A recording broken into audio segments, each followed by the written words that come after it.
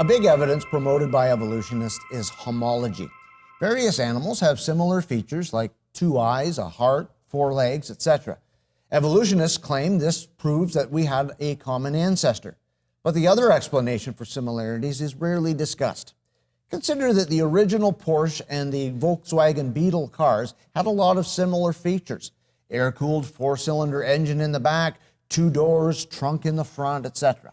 Yeah, so does that mean they both evolved from ancestral cars?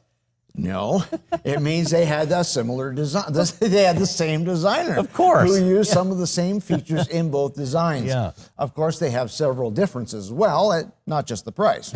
Yeah. You may have seen diagrams like these in a textbook showing similarities in the structure of a human arm and a frog's arm, or a wing of a bird and the flipper of a seal.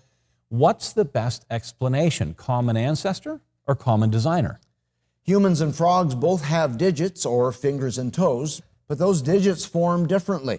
Humans start with a spade-like structure, and the digits form as the material between them dissolves away, so material is removed. In frogs, the digits grow outwardly and independently from buds. Material is added. So that means that these structures could not have evolved from a common ancestor. Right. Evolutionists admit this because apparently it happens quite often.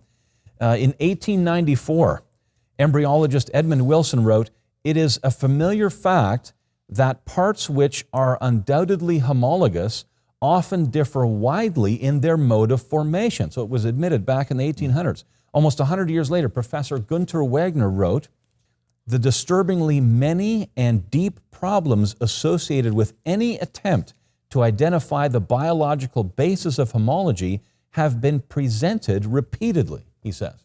So how do evolutionists explain that? They call it convergent evolution, meaning that similar features evolved independently in creatures not closely related on the evolutionary tree. In other words, the same random chance processes happened at different times in different species for different reasons. Right. Doesn't it make more sense that a common designer used similar features in different creatures? Of course. I mean, why wouldn't God use something like an arm or 2 eyes more than once? Right, yeah. If living things were completely different from one another, we might conclude that there were many creators. Right? Similarities in living things is evidence for a single creator.